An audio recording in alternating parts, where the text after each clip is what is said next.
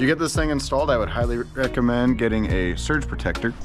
Right here, we use the compressor defender. In my opinion, this is going to be the best surge protector in HVAC, and I will also show you why. So this thing actually, it has your high voltage coming in. It ties into your low voltage.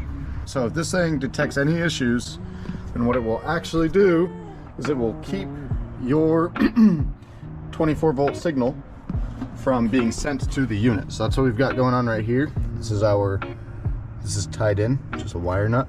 This red and black wire.